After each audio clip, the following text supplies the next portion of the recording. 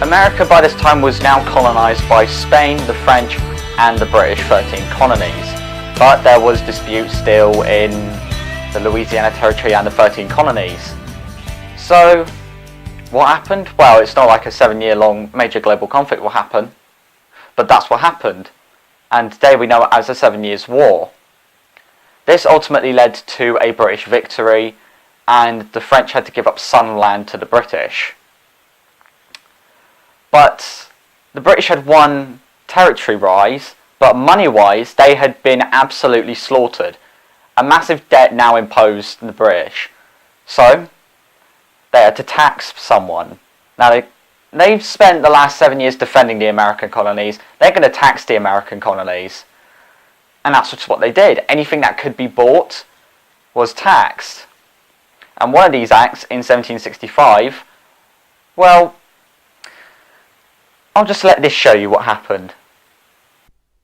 Hello, shopkeeper. Hello, random person from Water Street.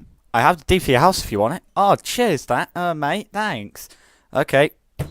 3 pence, please. Wait. What was that? Oh, it's the Stamp Act. There's something in the British Post. Would you like a pamphlet to explain it? Yes, please. Okay. 2 pence, please. Dude! Stop doing that! What? Everything I put a stamp on, there's a document or a piece of paper, I get taxed on. Fine. Just give me something to gamble my addiction away. Okay, how about these deck of cards? Fine. No, wait! So, this caused controversy among the American people's attitudes towards the British Parliament, and in 1717 the Boston Massacre, killing 5 Americans, also added to the hatred. But in 1773, the Boston Tea Party would be the limit. 10,000 pounds of tea had been lost that day, and the British was now furious. So they sent a task force of 3,000 British troops to occupy Boston, and this made the American people even madder. They now had a city on their territory controlled directly by Parliament. This is something that they didn't like, so in 1775 they engaged the British at Lexington and Concord and began the American War of Revolution. Now, at the beginning of the Revolution, the Americans managed to lay siege to Boston, but this wouldn't last long. And George Washington, who was now General Chief of the colonial forces, had sent Samuel Adams over to France to get their support, and, well, this is how it went. Hey, Louis, we need your help in defeating the British because, you know, we want to be independent. Hey, this is kind of funny, don't you think? What do you mean? Well, you're an absolute Republican trying to overthrow an absolute monarchy, and I'm an absolute monarchy helping out a Republican. Like, wouldn't it be funny if your revolution caused my revolution, and all of a sudden everyone's revolting against me, and me and my family get our heads chopped off, as some short ass comes in and claims emperor of France? That'd be funny, wouldn't it? This is foreshadowing.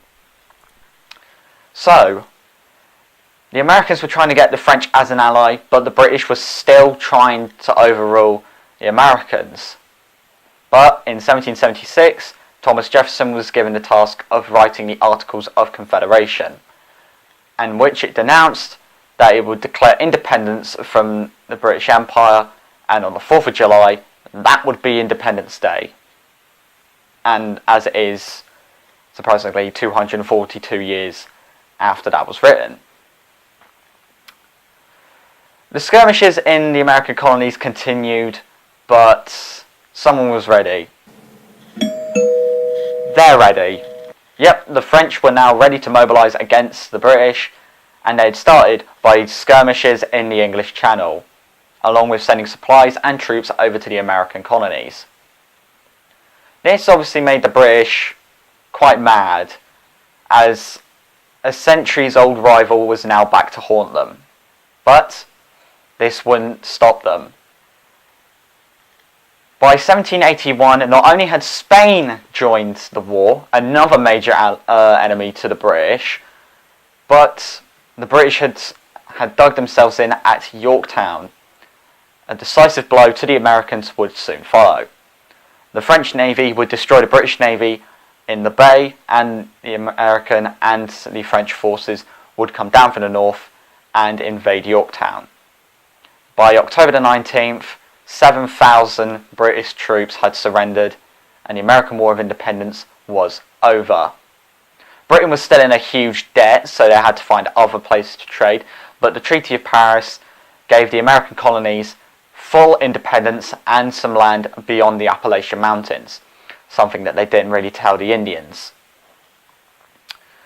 This was the War for Independence, but in 1812, which became known as the War of 1812, was the British going at it with the Americans once again, and the Americans securing their independence and showing that they will not be oppressed by a rival who is 3,000 miles away. So that is the the American War of Independence, or as everyone else calls it, the American Revolutionary War. Let me know what you think in the comments down below, and I will see you next time for another video on the American history.